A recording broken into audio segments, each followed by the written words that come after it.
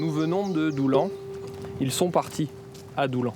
Ces 2500 personnes, ces 2500 âmes ont été déportées à Doulan, l'une des rares, si ce n'est la seule migration concentrationnaire est-ouest de l'histoire de la Deuxième Guerre mondiale. Rose à la main, les lycéens rendent hommage à ces hommes. En 1944, le directeur du camp de Buchenwald envoie des détenus dans la Somme. Il forme la Baubrigade 5, une unité de travaux forcés. Ce destin tragique, difficile à imaginer, reste méconnu en France jusqu'à sa redécouverte en 2022 par deux historiens amiénois, Pauline Secchioni et Gilles Prilot. Ce dernier accompagne le groupe depuis le début du projet, notamment lors de cette visite à la citadelle. Vous avez les principaux camps extérieurs de Buchenwald et nous avons ici Doulan, le seul exemple, vous voyez, très excentré, très déporté, et le seul installé sur le territoire français d'aujourd'hui. Les prisonniers de la Baubrigade 5 sont polonais, russes, ukrainiens, allemands, maintenus à l'écart des populations locales. De rares souvenirs d'habitants témoignent de la cruauté des gardiens. Un jour, les Allemands ont réuni les enfants de la rue. Ils ont fait dévorer 2 prisonniers russes avec leurs bergers allemands devant les yeux des enfants. Ils ont forcé les enfants à regarder. Personne n'avait fait le lien avec le camp de concentration parce qu'on n'en avait pas connaissance. Doulan et Buchenwald partagent une autre mémoire, celle de jeunes résistants français arrêtés et déportés. Clémence, Ambre, Mehdi et leurs camarades leur redonnent vie le temps d'une émouvante cérémonie.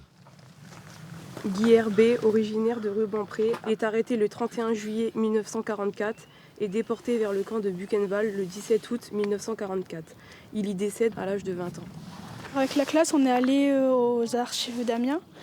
Nous avons déjà préparé les dossiers. Nous, on n'a plus qu'à regarder précisément les déportés, les arrestations, etc.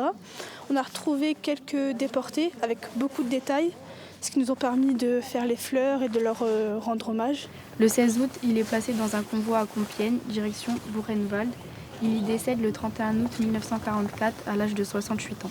Ça m'a permis aussi de plus découvrir pas forcément leur vie, mais les raisons aussi de pourquoi les personnes étaient déportées. Par exemple, là, c'était pour un fusil de chasse, mais il y a eu d'autres raisons. Enfin, dans les autres noms aussi qu'on a trouvés, il y avait plein des résistants, donc ça m'a intéressée.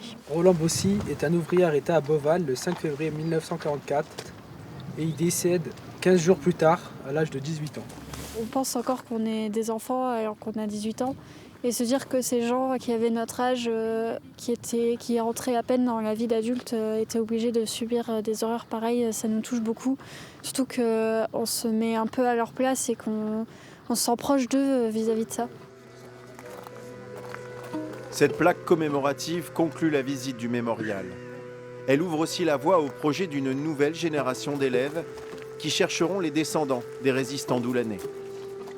La transmission de la mémoire croisée entre Doulan et Buchenwald s'installera comme la mission des élèves du lycée de Loti.